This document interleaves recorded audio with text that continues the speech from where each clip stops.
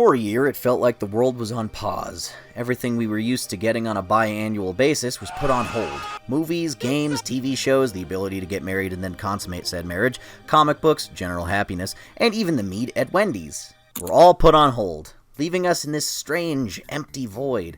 This space between excitement and adventure and drama and romance. We were held frozen in the moment, bordering between moments. But now the world has finally started spinning again, and more or less, and we're back on track for receiving more on-message, focus-tested Technicolor garbage from billion-dollar corporations that vaguely resembles something we loved from when we were children, when the world was so much simpler and our sense of quality was a little less nuanced. We're finally free of the confines of the gutter space. Your new favorite news show to report on nerdy nerd shit for nerds while you're stuffed in a locker with your underwear pulled up to your ribcage. Oh wait, we don't do that anymore. Children don't bully. They just get on Twitter and join the Spider-Man fandom or change their ats to Tom Hallhor or Spit on Me Loki and Natasha Romanoff Fist Me Please. And speaking of, Scarlett Johansson is beginning the proceedings to sue Disney and Marvel for breaching her contract, which stated that Black Widow would only release in theaters and she'd get a percentage of that box office revenue. But Black Widow is released on Disney Plus too, for $30, which is absolutely ridiculous, and even if I bought all the delicious diarrhea-inducing chicken tenders at AMC I could carry, I still don't think I'd spend that much for one person. However, Disney released a statement to the effect of, no fuck off, because they're more concerned with public safety due to the pandemic, which is why they keep opening all their theme parks, because they're so concerned with public safety and rebuilding society. The Mickey Mouse mascot himself will give you the vaccine at Disneyland, or at least I assume so, because I saw the actor playing him giving himself and 3 other people vaccines behind the bathrooms. For some reason they were heating it up in a spoon, though.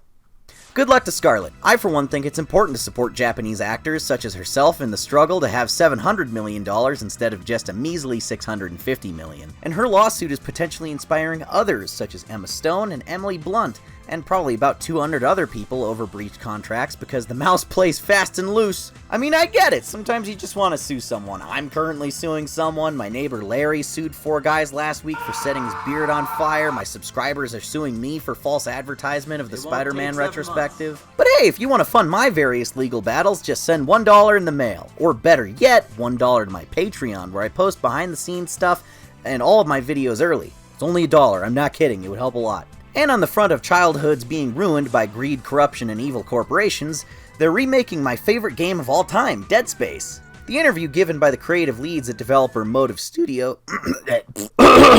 Cut that out. Seriously, don't put it in. If you fucking put it in, I will dock your pay. The interview given by the creative leads at developer Motive Studio gave me a lot of hope that they want to take it back to its roots and keep it as faithful to the original as possible.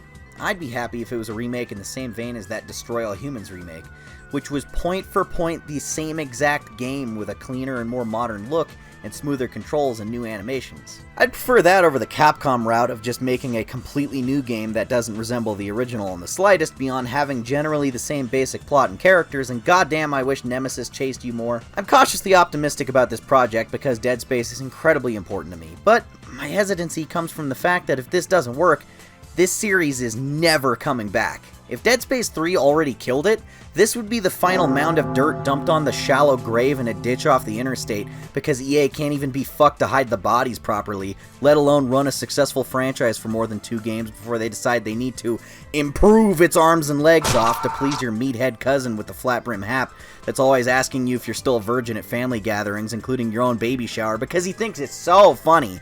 That's clearly who this franchise was meant for!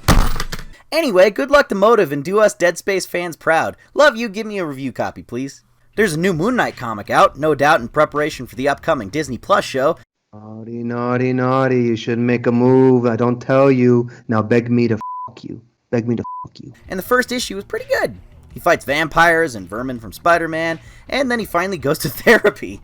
Plus, we have a cool setup for a new villain, probably my new favorite Moon Knight book since the 2016 run.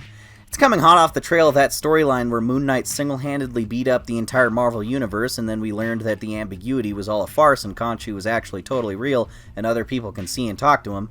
So, this new book had a tall order to follow that up, because that was a mess, and thus far it feels like it's doing a pretty decent job. I'm eager to read the next issue. You like Predator? I like the Predator.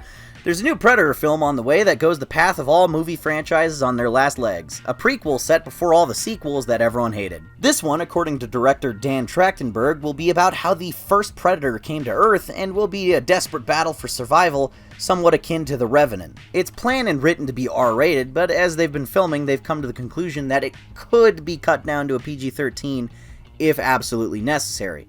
But there's no confirmation if that will happen yet. Regardless, I don't think we should freak out because they're definitely filming all the ultra spine-ripping guts and blood that your heart could desire. And that could be added back in for that Unrated Blu-ray Special Edition. so they can nickel and dime our asses because Disnuts. Director David Ayer wrote a very heartfelt and emotional post this week about the hardships he's been through on his way to a career in directing and how heartbroken he was to see the butchered studio re-edit to his film Suicide Squad. It's pretty sad stuff. I won't make any jokes about it. You should sit down and give it a read. This is the sort of thing that makes me think twice about wanting to be a director. Man, Hollywood's brutal. The new Suicide Squad film is getting some pretty positive reviews before its release, but then again, so did Fantastic Four, so don't count those Starro eggs just yet. I'm hoping it's a good one, though. Valve is working on a handheld console because they've slowly gotten more into developing tech and hardware this past decade instead of video games about silent protagonists teleporting around underground research facilities. It's like a Switch, except it's like nothing like a Switch, and it's made for a completely different consumer base, and the two of them likely won't have any direct competition at all. If anything, this thing's only competitor is Valve's ADHD before they build the next thing, and they'll abandon this like the last 4 attempts at branching out into hardware. Get them while they're hot, kids! We'll stop supporting them and making games for them within the hour! That concludes this month or week's story of what I found interesting and worth talking about, depending on Ben's speed at editing.